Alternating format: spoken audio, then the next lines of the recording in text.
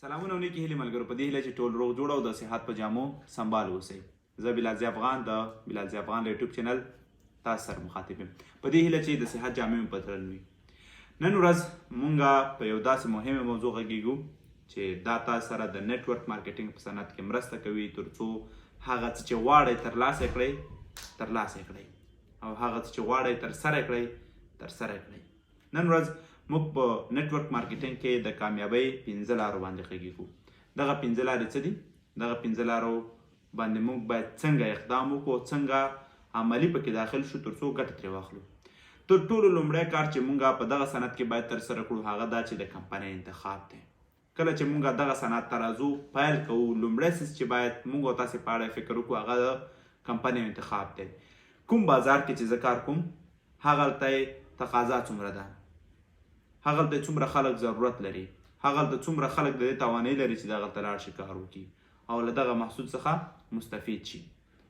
که د مثال په ډول زه تاسو ته وایم د یو داسې کمپنۍ سره چې هلته موږ او تاسې په $2000 باندې ساعت اخلو او خپلې ټولنې ته ګورو چې د دې وړتیا نه لري چې شپې او ماښام ډوډۍ وخوري، نو طبعا موږ به ناکامېږو.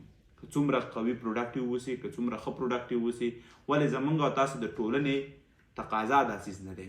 نو کله چې موږ او تاسې ټولنه دغه څه ته ضرورت ونه لري یا توانایي ونه لري، نو حتما به موږ او تاسو په دغه برخه کې ناکامېږو. نو که غواړئ په نیټورک مارکیټینګ کې کامیاب شئ، تر ټولو لومړی کار چې باید ترسره کوئ هغه دا دی چې تاسې باید په خپلې کمپنۍ فکر وکړئ. دوی څه وړاندې کوي، محصول څه شی دی، زما په ټولنه کې چې زه کار کوم هلته خلک څومره ضرورت دغه محصول ته لري. کله چې دغه نقطه تاسې پیدا کړه بیا تاسې مخې ته تللی شئ. مخکې له دې نه چې د کمپنۍ انتخاب وکړئ، وګرځئ ټولنه کې، وګورئ خلک څه ته ضرورت لري. تاسې داسې مه کوئ چې یو څه هوایي شروع کړئ او داخل شئ او نور پکې مخې ته ځئ چې خدای مهربانه دی خلک به ورته ضرورت پیدا کړي.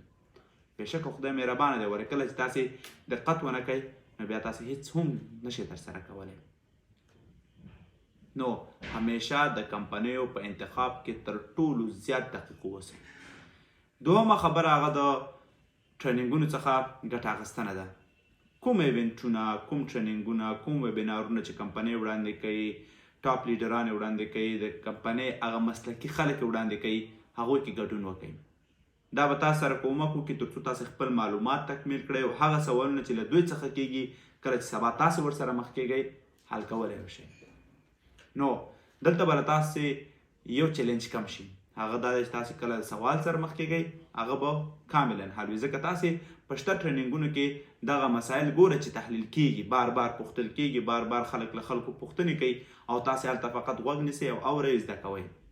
کله چې تاسې دغه ټریننګونو کې ګډون کوئ نو په یاد ولرئ چې سبا بیرته تاسې دا مکلفیت لرئ ترڅو نورو ملګرو ته یې هم ولېږئ او هغوی هم دغه شیان زده کړي. داسې ویبینارونه ترتیب کړئ، داسې سیمینارونه ترتیب کړئ، داسې زوم میټینګونه ترتیب کړئ، داسې ایونټونه ترتیب کړئ ترڅو هغه خلک چې تاسو سره په دغه مسلک کې یوځای شوي دي له ده څخه ګټه واخلي. درېیمه برخه کې موږ او تاسې د روابطو په اړه غږیږو. څومره چې کولی شئ په دغه صنعت کې له خلکو سره چې له تاسې پورته دي یو څه له ځان سره لري روابط پیدا کړئ، بالخصوص په کوم کمپنۍ کې چې تاسې تجارت مخې ته بیایئ. دلته به تاسې 2 ګټې وکړئ. یو دا ده چې له ځانه به پورته خلک پیدا کړئ چې هغه وشي کولی تاسو ته هغه معلومات چې مهم دي در ورسوي. دوهمه ګټه چې تاسې کوئ هغه دا چې تاسې به نوي افکار اورئ. د نیټورک مارکیټینګ په صنعت کې د هغوی تجربې شاید تاسو سره دا مرسته وکړي ترڅو 2 قدمه وړاندې لاړ شئ او ډېر زر مخته لاړ شئ.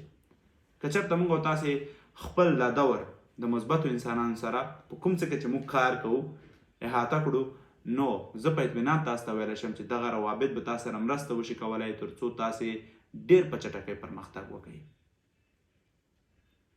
په نیټورک مارکیټینګ کې د 4م د کامیابۍ راز دا دی چې تاسې باید د خپل بزنس یا دغه تجارت خیال وساتئ. زه په تېرو 2 کلونو کې ډېرو داسې انسانانو سره مخ شوی یم چې هغوی نیټورک مارکیټینګ شروع کړي، یو ورځ یې وکړي، بله ورځ یې پرېږدي، بله ورځ یې وکړي، بله ورځ یې پرېږدي، یو هفته یې کوي، بله هفته یې نه کوي، همداسې بزنس ترې پاتې کېږي. بیا هم ګیلې دوی کوي چې ولې موږ په نیټورک مارکیټینګ کې مخې ته نشو تللی. نو په یاد ولرئ کله چې تاسې دغه بزنس ترسره کوئ دا د خلکو بزنس دی، دا د خلکو تجارت دی. نو ده به خیال ساتئ، ده ته به توجه کوئ، ده ته به فکر کوئ، ده ته به ناغېړي نه کوئ. او کله چې تاسې ناغېړي کوئ نو تاسې ختمېږئ. که تاسې کار پرېږدئ ستاسې د ټیم لاندې خلک کار پرېږدي، هغوی نه لاندې خلک کار پرېږدي، همداسې ټول هر څه پای ته رسېږي. او که چېرته غواړئ لا نور بریالي شئ، لا نور پرمختګ وکړئ په نیټورک مارکیټینګ کې، نو پنځم تر ټولو مهم څیز هغه له خپل انټرنیټ څخه استفاده وکړئ. مخکې که چېرته مخکې مثلا د نیټورک مارکیټینګ صنعت 50 کاله کېږي چې بازار کې کار کوي، دغه صنعت چې نن سبا هره ورځ ورته ډېر خلک راځي او شروع پکې کوي، هغه وخت کې د انټرنیټ سهولت نه و. خلک مجبوره وو چې له یو ځای نه بل ځای ته لاړ شي، خلکو سره فزیکي وغږېږي، فزیکي وګوري، هر څه فزیکي ترسره کړي. ولې نن سبا موږ او تاسې ټولنیزې رسنۍ، موږ او تاسې ویبسایټونه، موږ او تاسې انټرنیټ لرو.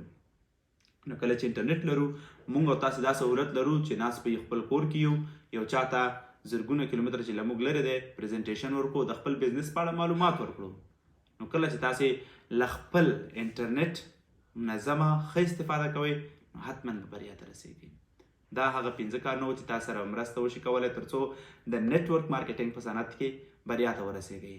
او که غواړئ د نیټورک مارکیټینګ په صنعت کې له یو داسې کمپنۍ سره چې انقلاب ترسره کوي یو ځای شئ، او بیا له داسې ارګنایزیشن سره چې ستاسې خوبونه په رښتیا بدلوي، نو مستقیما لاندې زما د واتساپ شمېرې سره اړیکه ونیسئ تر څو یو ځای پرمختګ وکړو. السلام علیکم ورحمة الله وبرکاته.